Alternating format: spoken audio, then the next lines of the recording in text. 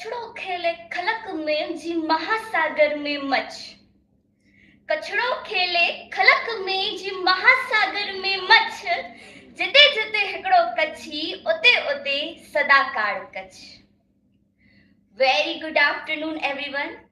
હું Rajkot Jahnavi Shri Sheth Surji Vallabhdas arts and commerce college Mandvi તરફથી. નમસ્કાર મેમ. પુસ્તકોની વાત આવે તો વાંચવાનું મને નાનપણથી જ ગમે છે. જેમ અગાઉ બેને વાત કરી એમ કે શરૂઆત સિન્ડ્રેલાની સ્ટોરીથી થઈ. મારા વાંચનની શરૂઆત પણ કંઈક આવી જ હતી. પરીઓની, સિન્ડ્રેલાની, પ્રિન્સેસની સ્ટોરીઓ વાંચવાનું ત્યાંથી જ શરૂ કર્યું અને આ વાંચન ધીરે ધીરે આગળ વધતું ગયું. હું સ્કૂલ પણ એના એ જ કારણે જતી કે ત્યાં મેમ આવી સ્ટોરીઓ સંભળાવતા. મુન્દ્રા તાલુકાના એક નાનકડા ગામની સ્કૂલમાં ભણેલી છું. કોઈ મોટી સ્કૂલમાં નથી ભણેલી, પ્રાથમિક સ્કૂલ, સાવ નાનકડી સામાન્ય, એટલી સંખ્યા નહીં, પણ ત્યાં જે શિક્ષકો મળ્યા ને એમણે વાંચન પ્રત્યે મને બહુ જ પ્રેરી છે.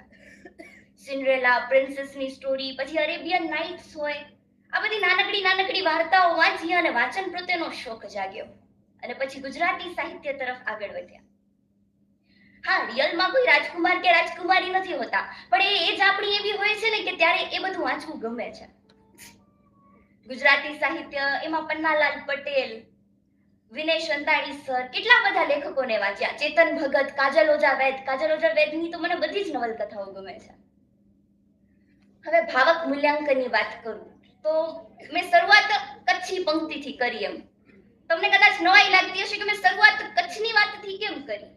કેમ કે મને હમણાં જ્યારથી હું કોલેજમાં આવી છું ને ત્યારથી મને કચ્છી સાહિત્ય પ્રત્યે એક કહેવાય ને અલગ જ ભાવ પ્રગટે છે. એમ કે જાણે એમ થાય છે કે કચ્છી સાહિત્ય મારે વાંચવું જોઈએ. એમ શરૂઆત કરું તો આજથી 1 વર્ષ પહેલા રમજાન સર અહીં હાજર છે. અમારે બિદડા વીઆરટી ખાતે માનસીનો એક પ્રોગ્રામ થયો હતો કચ્છી સાહિત્ય શિબિરને લગતો, જેમાં સવારે જે વસંત સર હતા આઈએસ અધિકારી, ઈ પણ સર હાજર હતા, રમજાન સર હાજર હતા, અગોટી સર હાજર હતા.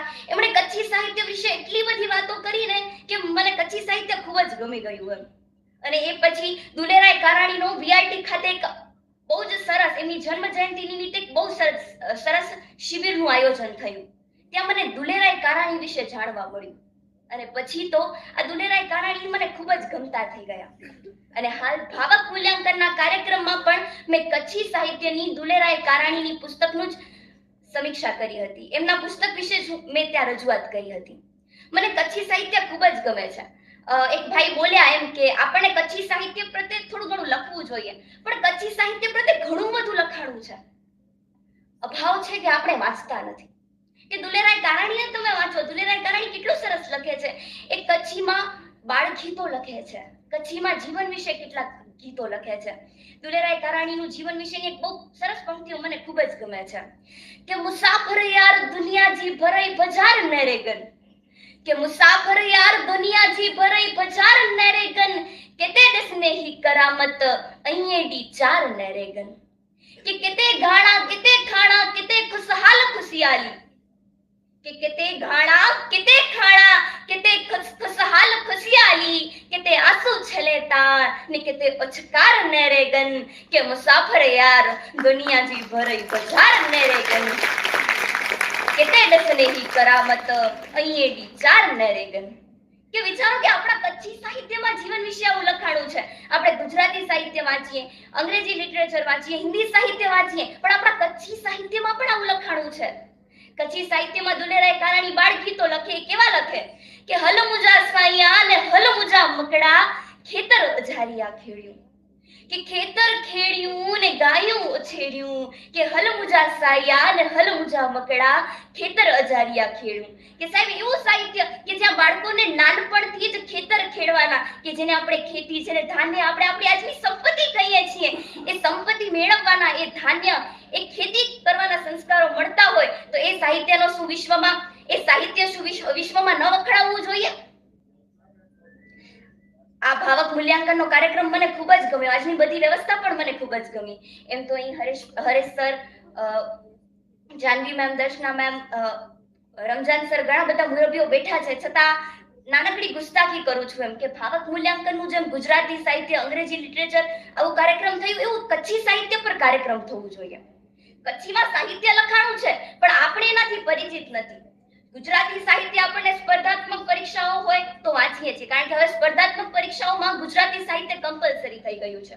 યુપીએસસી જીપીએસસી માટે આપણે અંગ્રેજી લિટરેચર અને હિન્દી સાહિત્ય પણ વાંચીએ છીએ, પરંતુ કચ્છી સાહિત્ય એ વંચાય છે.